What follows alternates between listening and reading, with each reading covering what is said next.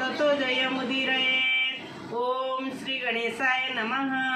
ओम नमो भगवते वासुदेवाय। ओम आमे पूर्व क्लास रे आमे तृतीय अध्याय प्रथम स्कंदर तृतीय अध्याय सारी जहाँकि भक्ति देवींकर कष्ट निवर्तन नामक तृतीय अध्याय थिला। अथ चतुर्थ अध्याय गोकर्णोपाख्यान। गोकर्णोपाख्यान प्रारंभ। सूत उवाच अथ वैष्णव चित्तेषु दृष्ट्वा भक्तिमलौकिकीं निजलोक परित्यज्य भगवान भक्तवत्सलः।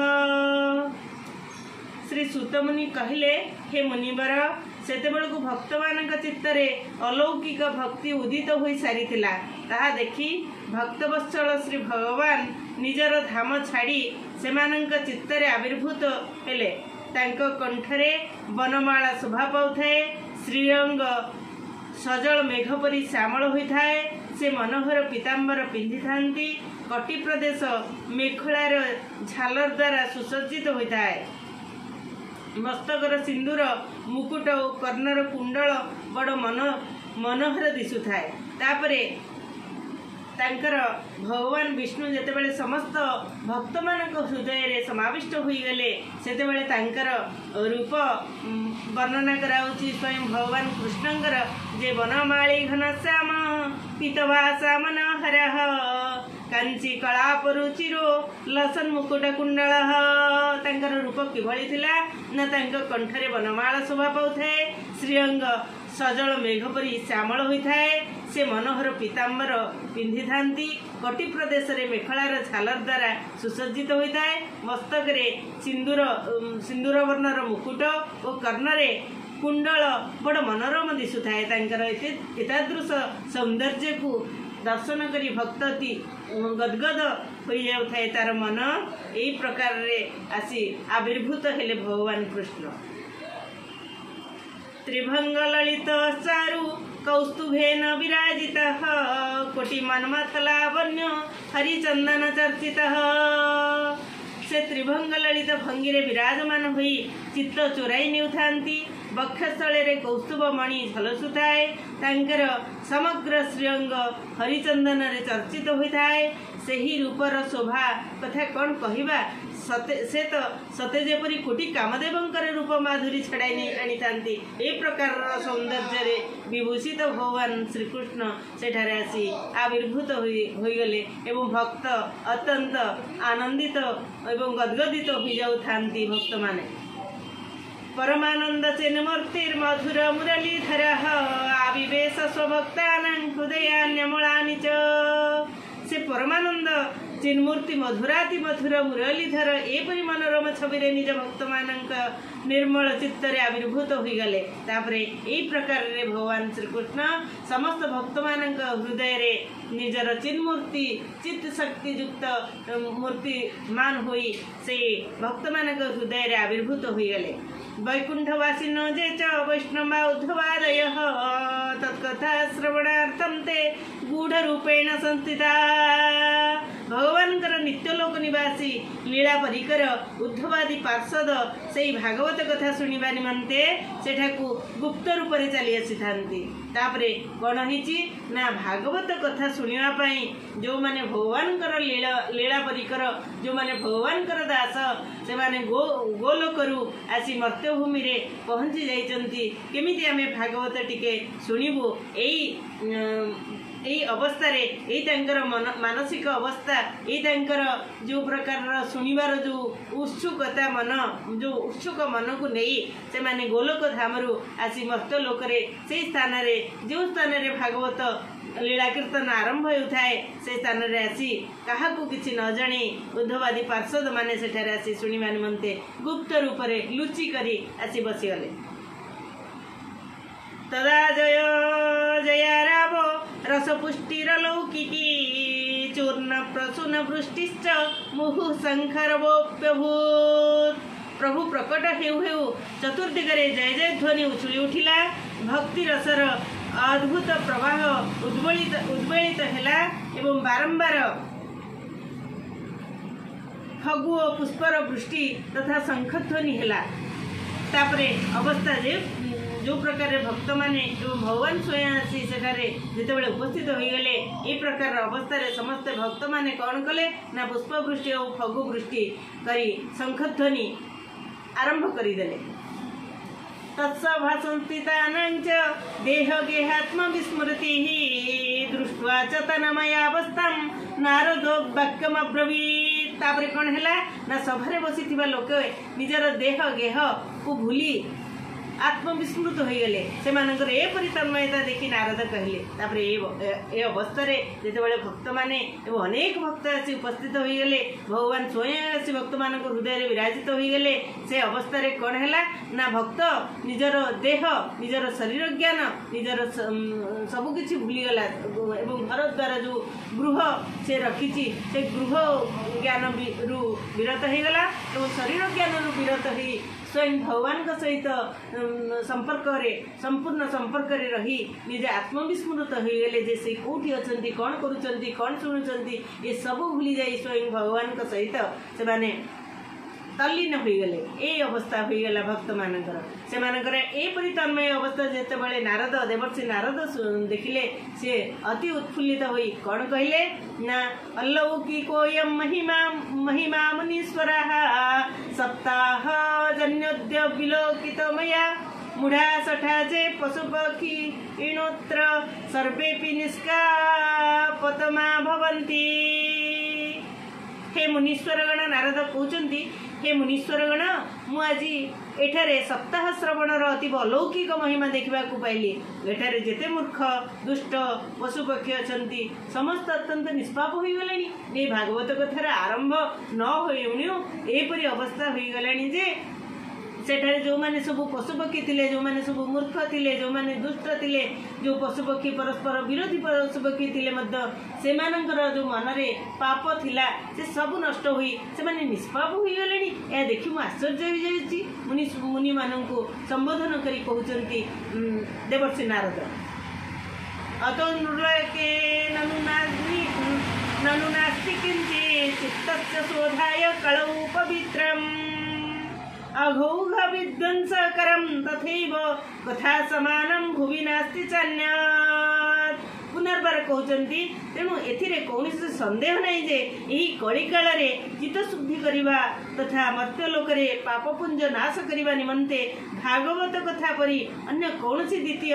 पवित्रकर उपाय नहीं। ताले कहते देवर्षि नारद जे यही कली जुगरे भागवत कथा ठू आउ पवित्रकर कथा किसी नहीं एवं चित्त शुद्धि मन शुद्धि करने अन्य कौन व्यवस्था नहीं। यह ही एकमात्र उपाय आउ द्वितीय पवित्रकर उपाय ही कौन किसी नहीं। तेणु आमे माने केवल भागवत कथा ही आलोचना श्रवण ये सब करवा ही निहाती आमर दरकार। के विशुद्धन्ति वदन्तु मह्यं सप्ताह यज्ञेन कथामयेन कृपालुभिर्लोकहितं विचार्य प्रकाशितः कोऽपि नवीन मार्ग।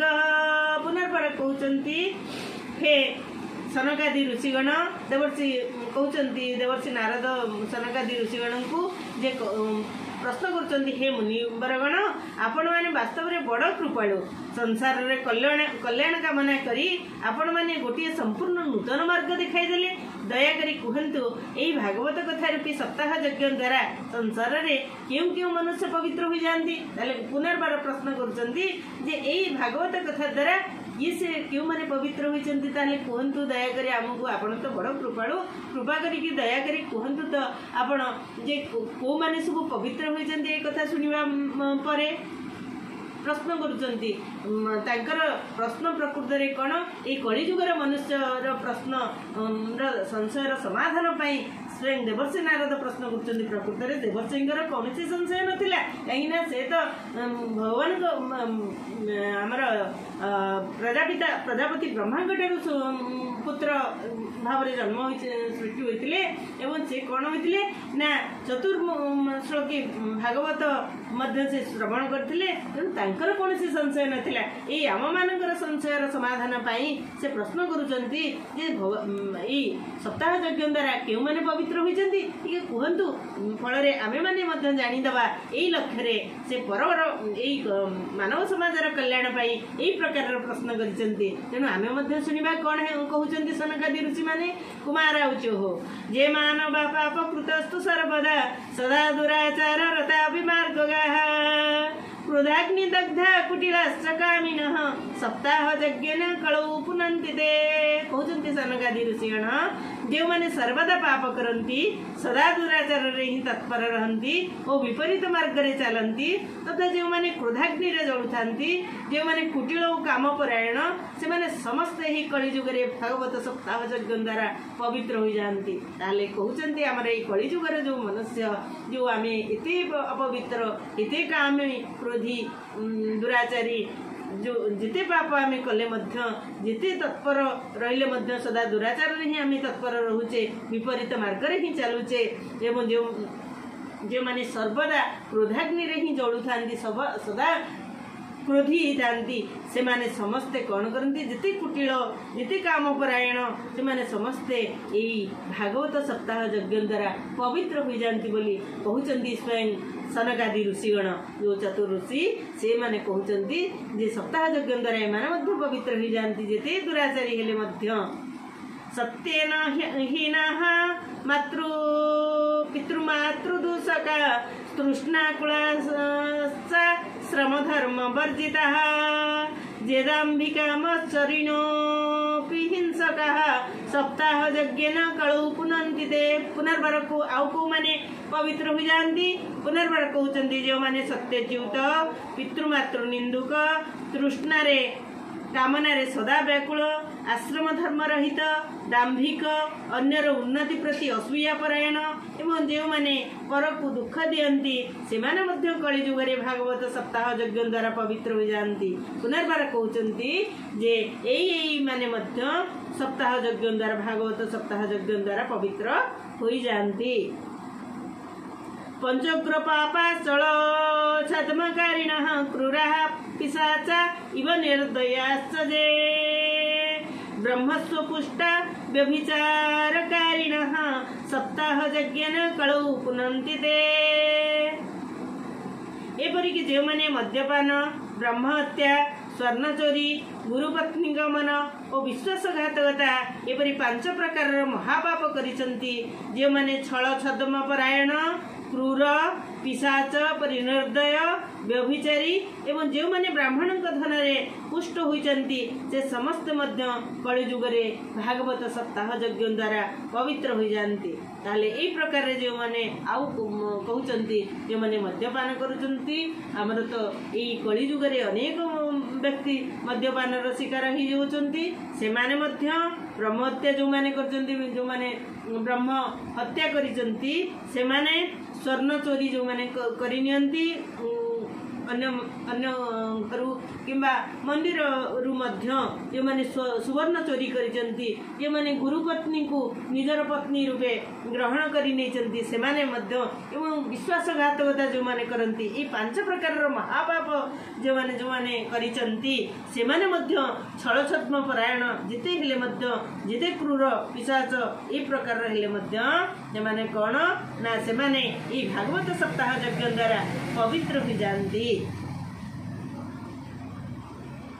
कायेन वाचा मनसा पिपातकं नित्यं प्रकुर्वन्ति सठा हठेन जे परस्वपुष्टा मणिना दुराशयाः सप्ताह यज्ञेन कलौ पुनन्ति ते पुनर्बार कहउचंती जो दुष्ट माने दुराग्रह पूर्वक सर्वदा काय मन वाक्य रे पाप करिथांती जो माने अन्यर धन रे ही बड़ लोक होती एवं जो माने मलिन मना और दुष्ट हृदय से माने मध्य कलिजुग रे भागवत सप्ताह यज्ञ द्वारा पवित्र हो जाती। आहु मध्य कहउचंती केते सुंदर भाव रे हमर सनकादि ऋषिगण कहउचंती जे जो दुष्ट माने दुराग्रह पूर्वक सर्वदा काय मन वाक्य रे ही केवल पाप ही करंती तो शरीर रे पाप करंती मन रे पाप करंती एवं जो शब्द प्रकाश करंती वाक्य रे मध्य से माने पाप करंती सेही माने एवं जो मैंने अन्यर धन ही बड़ लोक होगा चेष्टा करते अन्यर धन ही ग्रहण करी केवल निजर प्रतिपोषण करने सहित निजक बड़ लोक परिणत करती जो मैंने अन्यर धन जो मैंने मलिन मना जो मानकर मन हूँ मलिन जो मानकर पापयुक्त मन एवं दुष्ट हृदय युक्त अन्यर केवल अनिष्ट ही जो मैंने चिंता करती से माने कलिजुगे जदि भागवत सप्ताह यज्ञ करती से पवित्र हो जाती यही प्रकार एते दयालु भागवत जे भागवत ग्रंथ आमर एते दयालु जे से समस्त को पवित्र करी चलती। अत्र ते कीर्तयिष्याम इतिहासं पुरातनं यस्य श्रवणमात्रेण पापहानि प्रजायते। हे नारद वर्तमान आमे आपण को यही संपर्क एक प्राचीन इतिहास सुनाऊचु ता सुनिले सकल पाप नष्ट हो जाए। ताले कहउचंती सनकादि ऋषि कहउचंती हे नारद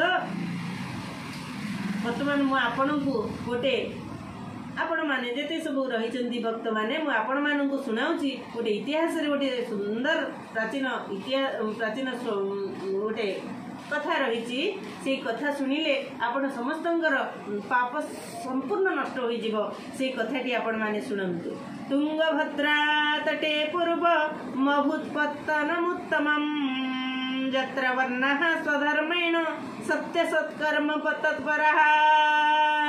पूर्व काल रे तुंगभद्रा नदी कूल गोटे सुंदर नगर थिला सेठारे सकल वर्णर लोके निजर निजर धर्म आचरण पूर्वक सत्य और सत्कर्म रे तत्पर थिले। ताले कहउचंती सेही कथा आरंभ करूचंती कौन कथा थिला ना पूर्व काल रे तुंगभद्रा नदी कूल गोटे सुंदर नगर अवस्थापित होइतिला सेठारे थिला एवं सेठारे सकल वर्णर लोक निज निज धर्मर आचरण पूर्वक सत्य और सत्कर्म से जगार समस्त धर्मर लोक रही ब्राह्मण रही वैश्य रही शूद्र रही क्षत्रिय रही से स्थान सेठारे आत्मदेव पुरे तस्मिन् सर्ववेद विशारदः श्रौतस्मार्तेषु निष्णातो द्वितीय एव भास्करः।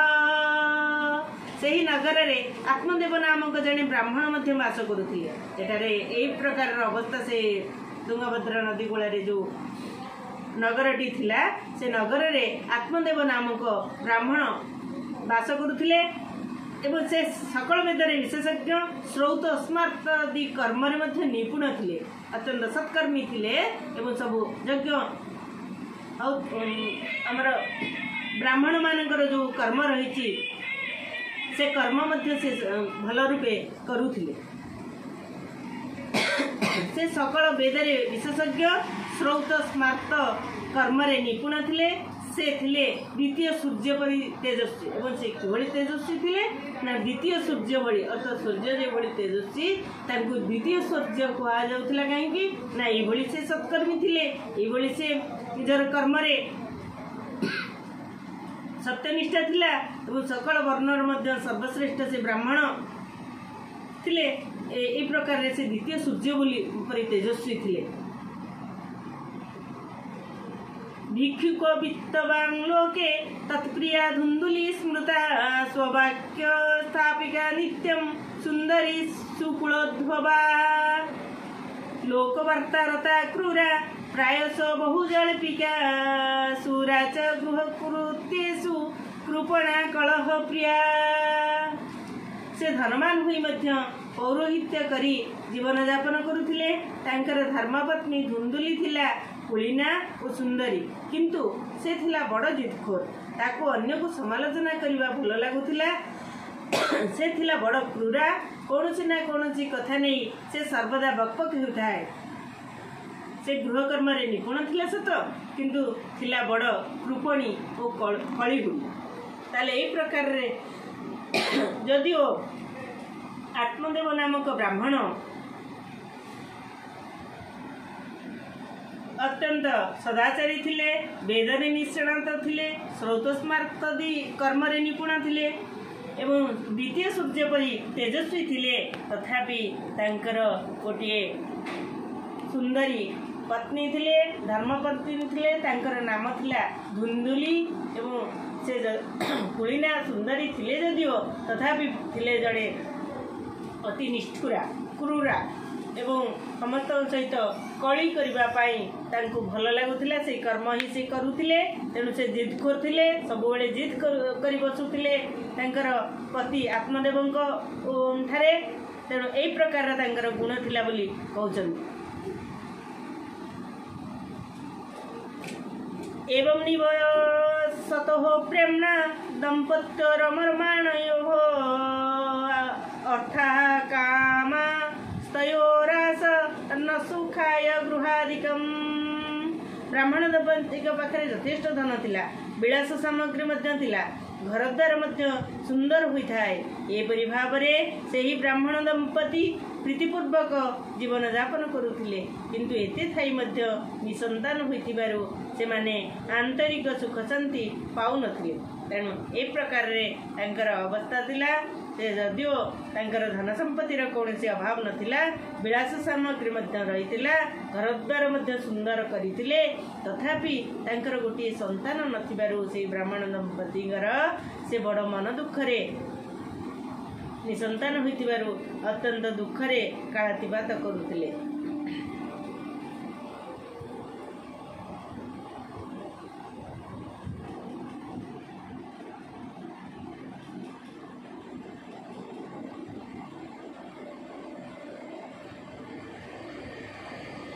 ताले आमे एई आत्मदेव कथा शुणी चलीचे एवं आमे पर मध्य शुणिबा ई प्रकार रे से कौन तापरे तांकर घटिला कि प्रकार रे से साधना कले संतान प्राप्त हेले ना नहीं आमे पर शुणिबा। आज आमे एठी विरति नबा।